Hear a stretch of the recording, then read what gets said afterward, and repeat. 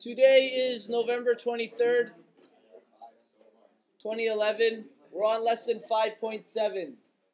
So, what we're looking at is the area of a glacier on Mount Kilimanjaro and how it's been receding over the years.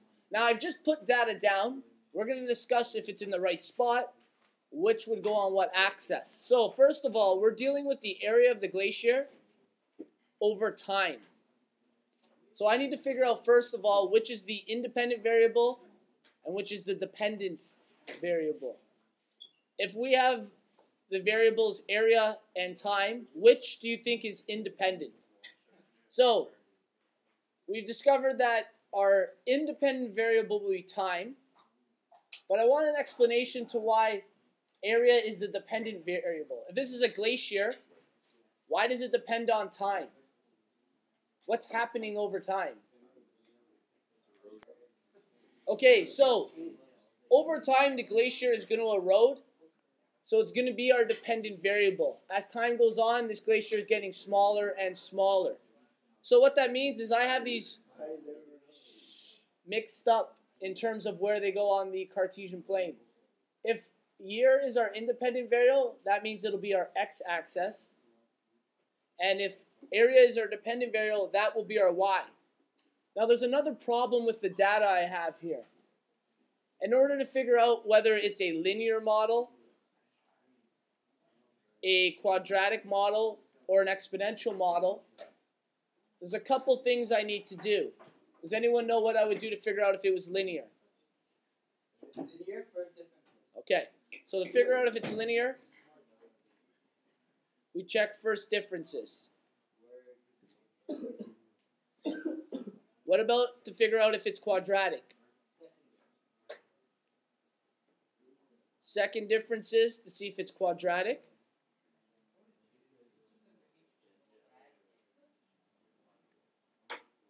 And to figure out if it's exponential, what do?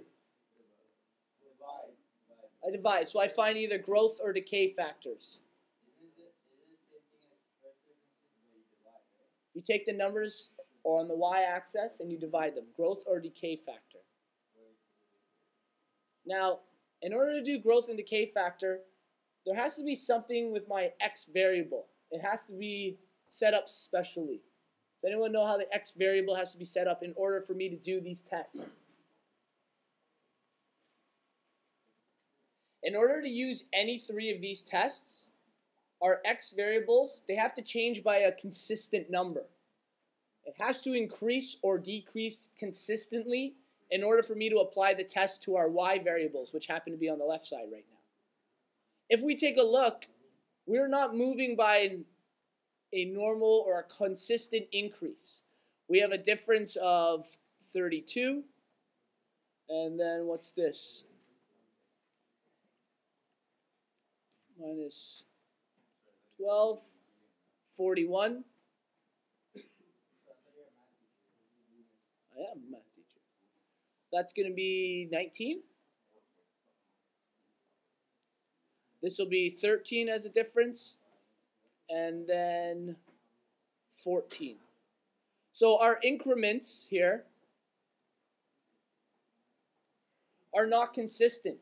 Because they're not consistent, we can't actually go ahead and apply this test. It's not going to work for us.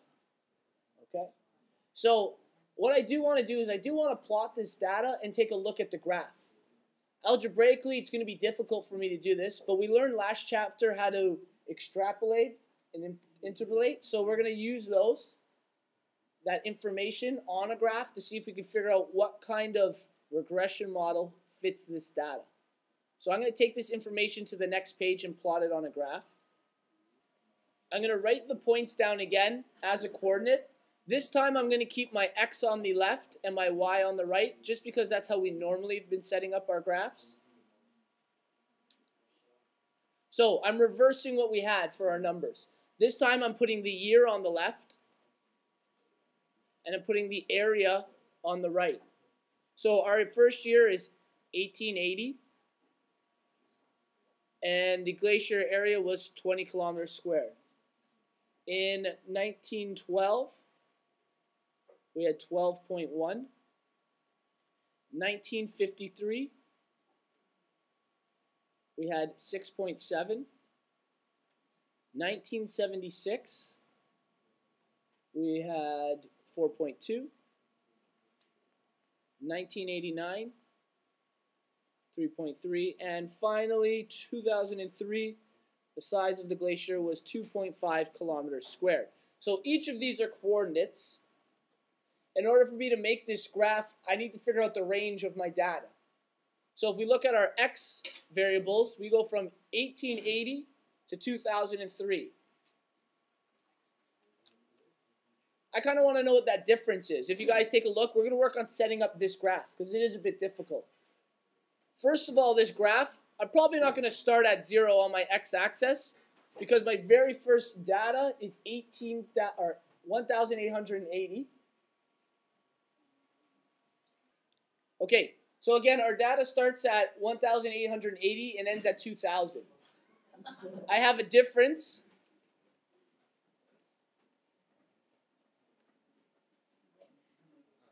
of 123. So what that means in terms of my points, I need to be able to get a difference of about 123 along this x-axis. So I'm going to start. We know that we have 10 points. If I were to go up by 10s with 10 points, I would only encompass 100 pieces of data.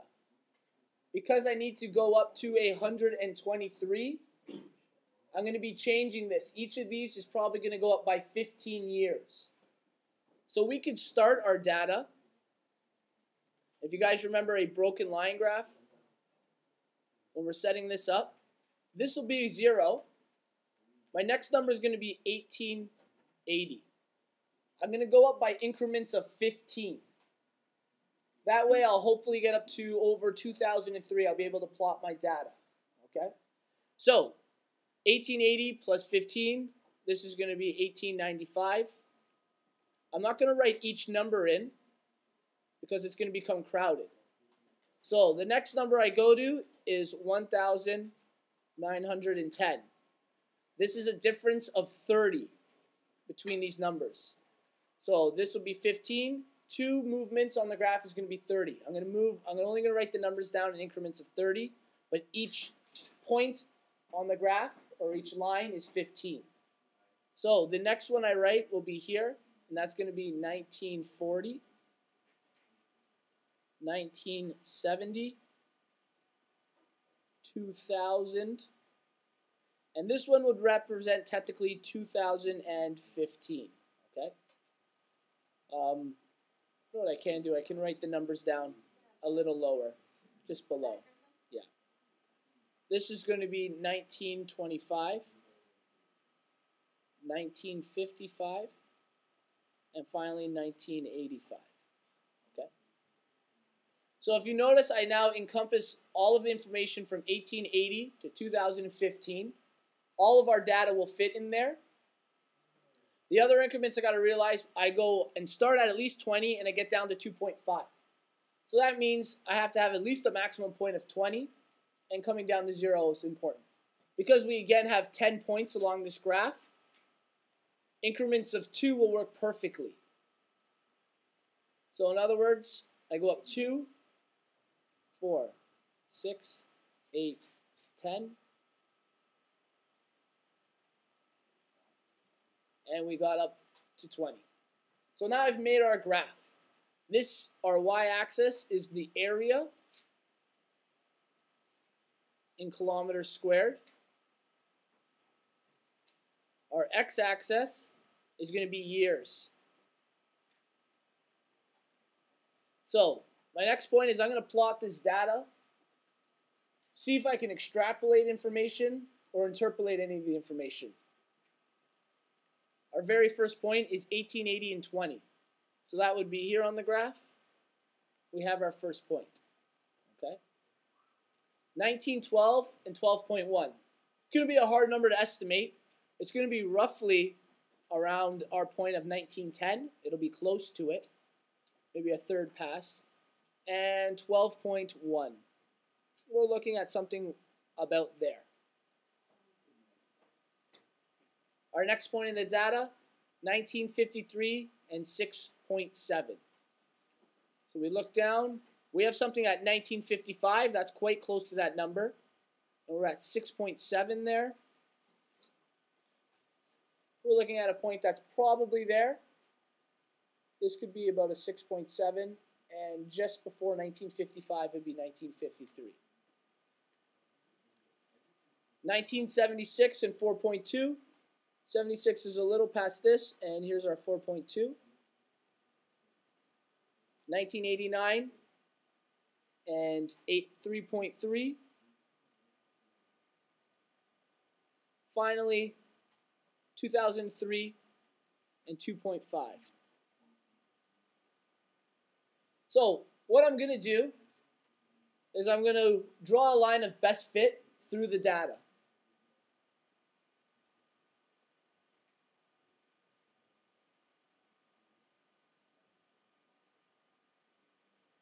And I want us to look at this. Now, in terms of our graphs for these models, does this look like it's going to be a linear regression? Is this a straight line? No. This is probably not going to represent linear regression.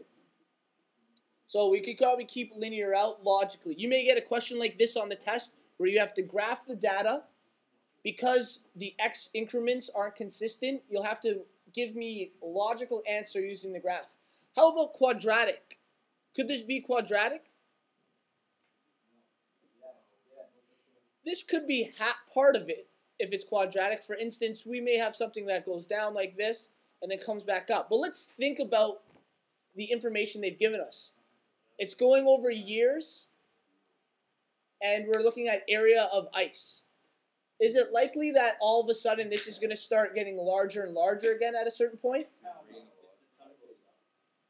Is there? I would accept one logical argument to this. Can anyone give me a part of history? Ice Age. If for some reason the Ice Age came, you're right. The ice would start to become larger and larger in area. So if that was your answer and you backed it up with a logical explanation, that would be legitimate. What is most likely the best representation of this? No, in terms of regression model.